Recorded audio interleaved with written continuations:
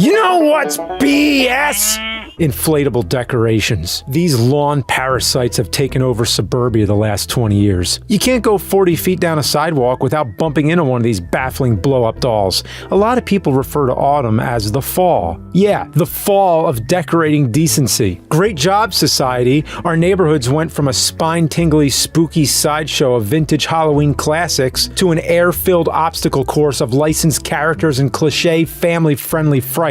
Which really sucks because we are truly living in the renaissance of Halloween decorating. There's even entire stores nowadays dedicated to Halloween that pop up each year. They usually take residence in an abandoned strip mall or former retail store during the season. It's almost like the original store died and now it's a ghost. Anyway, one stroll through and you'll realize how many awesome decorations there are available. Here's the inflatable costumes, rightfully next to the poop costumes. But where are all the inflatable decorations? Why aren't they on display next to the cool mechanical monsters? Because the inflatable crap isn't cool, that's why. They hide them in the back. The employees must be ashamed of them. And there's only like 6 different models to choose from in this lawn scares section. Then where is everyone buying all these lousy lawn ornaments? At your local home improvement store, that's where. Yep, the same place that sells bubble wrap and toilets also carries these giant monstrosities. Home improvement my ass. Actually, wow, there's a lot of really cool classic decorations here too. Look at this giant skeleton, these animatronics, and all this other spooky shit. All the good stuff is here, but it's looked down upon by the inflatable stuff, literally. They loom above like spirits in a bog. Except for this minion. I guess it died up there. I don't think the minions are 6 feet tall. People find them cute because they're short, not tall as a grown person, and this one's a pirate with a sword. Good riddance. Yeah, outdoor pest is right. Man, I don't mean to change my mind mid-episode, but the giant Oogie Boogie, Beetlejuice Sandworm, and Audrey from Little Shop of Horrors are kinda cool. That's my main problem. I hate that I actually like a lot of these. They just don't match any of my older decorations. They glow like a beacon and look too cartoony. The only thing they match is each other. They are the Funko Pops of decorating. And it's not just Halloween. These things are really out in full force during Christmas. You may have seen my You Know It's Bull on the Christmas Aftermath, where I talk about people leaving their decorations out past their season. Well, coupled with Halloween, every other house looks like a tacky closing mattress store from late August until February. I've even seen some lawns that had a mix of Halloween and Christmas balloons at the same time. It's like some Jekyll and Hyde transfiguration that got stuck midway through. Actually, these displays might be the scariest I've ever seen. Toss Thanksgiving into the mix too, and imagine the nativity scene, but the 3 wise men are Jack Skeleton, a turkey pilgrim, and a Dallas cowboy. Okay, I'm not just talking. I speak from experience. I've gotten a few of these things before, and it always ends in disaster. Their usual position is face down in your lawn, making Santa look like a damn drunk. They can't handle the seasonal rain or the wind too well, and you always have to constantly restake them down because they shift every day, not because they're balloons or whatever, as they're not filled with helium. They inflate with an air pump that provides a constant supply of regular air. You cut power to the pump, and they die quickly. People usually set them on a timer, so they only run at night with the regular string lights, but then they look all deflated in the daytime, like piles of balloon baloney. So if these things aren't blown up 24 hours a day, your lawn looks like a Who Framed Roger Rabbit massacre took place. Or I guess the villain in Frosty the Snowman won, and Frosty melted to the ground. I always wanted to know what Frosty looked like flaccid. Save money by just scattering rainbow-colored garbage bags all over your lawn if you want the same effect. Alright, so the overriding issue is that these things are supposed to make decorating easier. In theory, you stake it down, plug the in, and it blows up. Done. Great. Finished. But what do we gain for this convenience? It's kind of like in Christmas Vacation. The struggles of dealing with the decorations made them all the more impressive when they finally worked. Sure, no one wants to deal with the Clark Griswold headache of tangled cables and broken bulbs, but the inflatables still have problems. They get holes, they fall over easy, the pump breaks, the stakes get lost, and they're also noisy as hell because of the constant airflow.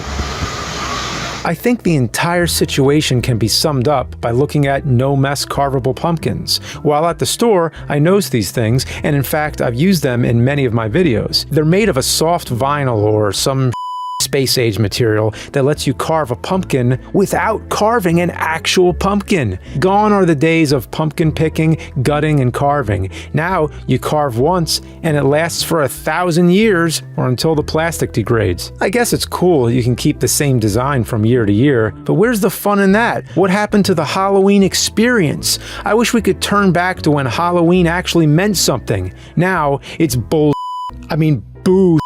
It's boo. Anyway, happy Halloween and Merry Christmas.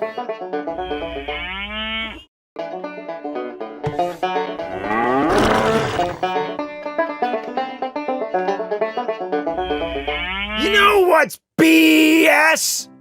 Group texts. It all starts with what should probably be some important or exciting news. Someone got engaged or has an awesome vacation photo or some other happy horse. Now, I am sympathetic to the ease of group texting everyone in one fell swoop, but the barrage of responses and the ding, ding, ding all day from people I don't even know quickly soils this joyful announcement and leaves me wanting to throw my phone out the window. It could happen to anybody. That random friend texts you they just had a baby, and next thing you realize, you're on a group text with like 20 other people you don't even know. Next thing, congratulations. The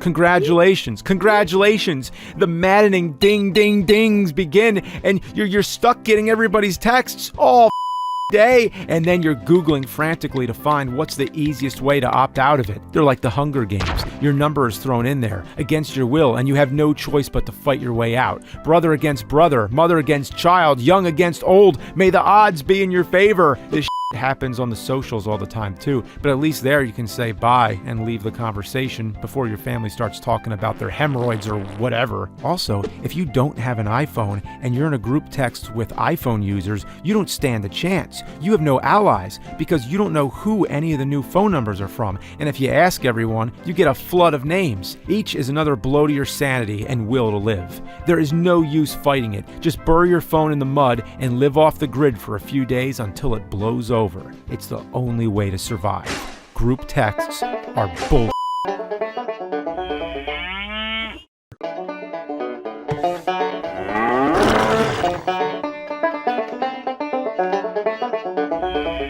You know what's BS? Startup sounds. You know what I mean. You turn on your computer, your PlayStation, launch Netflix, or whatever, and you always get this loud welcome chime that ain't too welcome.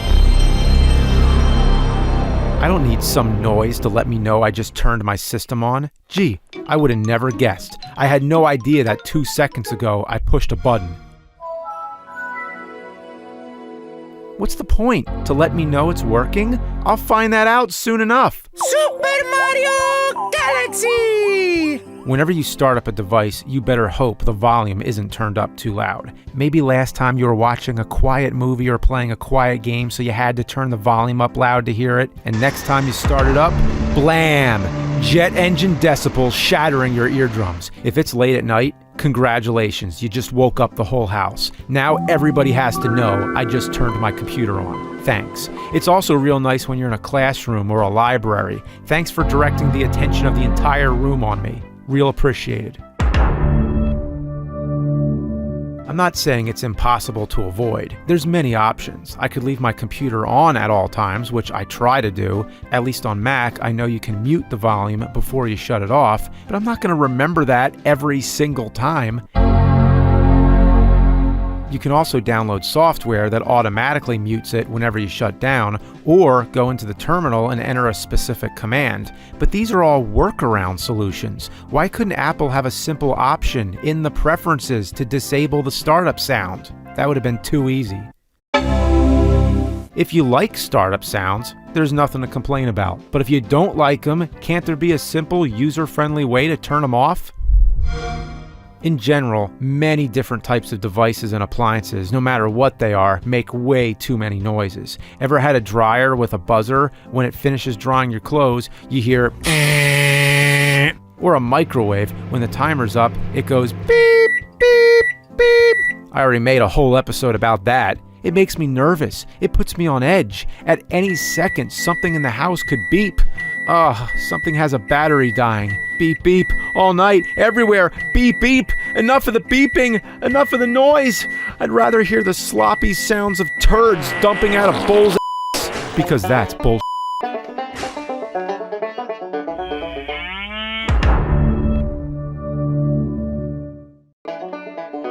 You know what's BS? Mattress sheets. They never stay on the corners of the mattress. They pop out, and next thing, in the middle of the night, you're sleeping half on the sheets and half on the bare mattress. What causes this? All I did was sleep.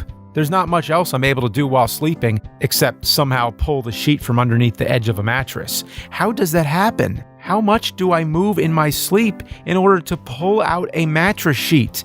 And how come there's no better way to fasten them on? Couldn't there be a button? Some kind of latch? Tie them? No, just push them under the mattress. Gee, great. I've tried tucking them under really far, duct taping them, stapling them. I've even watched all the Martha Stewart and Snoop Dogg tutorials, but they're always going to come off. I really hate it when the sheet barely creeps on the corner and you know it's about to come off. It taunts you. You're laying there, sleepy as hell. The last thing you want to do is get up off the bed and adjust the sheet. You try to fix it while you're laying there, but the weight of your body is keeping it from moving in any direction except for off the mattress. So you try to get back to sleep and stay absolutely still, but that sheet just keeps inching higher up on the corner. Closer, closer, and blam, there goes the sheet. And anyway, why does a mattress sheet matter so much? I don't know. I guess it's just because it's a barrier between you and the uncleanable surface. It's the only thing that shields you. It's the very cocoon of protection while you're at your most exposed state of unconsciousness. I mean, you gotta have a mattress sheet, and yet it's a losing battle. Mattress sheets have been engineered to fail us in our time of sleepy vulnerability. I'm pretty sure it's a conspiracy orchestrated by aliens. As we turn off our brains and go into dreamland, we become prey to extraterrestrial predators. They plant alien spider eggs into our mattresses, only to be contained by mattress sheets. When the sheets come off, the spiders are released. They crawl into our ears to mute our eardrums so we can't hear the space drones entering our bedrooms to steal bits of our DNA and clone our identities. And maybe that's why everyone shows you all the wrong ways to put a sheet on a mattress. They're aliens, and it's all an elaborate ruse to frustrate us so immensely that we eventually cast off the sheets entirely, and thus we are wide open to nightly alien experiments. Now, I don't know what I'm talking about anymore, but the point is, mattress sheets are bull.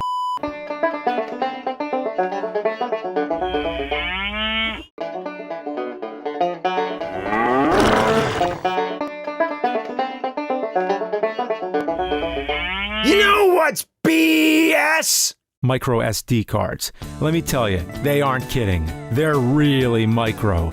They're way too small. Smaller than a dime. Dangerously small. I bet a ton of these have been swallowed by infants or pets. It's almost like they made them this small on purpose, so you'll lose them and have to buy more.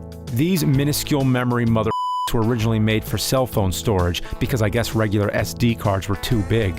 And speaking of phones, you seen Zoolander? Ben Stiller's character has this really tiny cell phone, which of course is a parody on how technology keeps making things smaller and smaller. Well, there's a real-world tactile limit to how small a phone can get because a human still has to interact with it. Well, whoever came up with micro SD cards said, who cares, and created the most losable piece of technology possible. Sure, they usually come bundled with these plastic converter shells, but then you end up with 10 of these things laying around because they're useless after you lose all your micro SD cards. Look, it's the rest of them! But they're supposed to just hang out in your phone as storage, right? No biggie. They won't be handled that often, right? Nope. We have a bunch of devices that only use micro SDs for storage. Game capture devices, VR cameras, GoPros, etc. And guess what? If you need to buy a large capacity SD card, a lot of stores only carry them in the micro variety.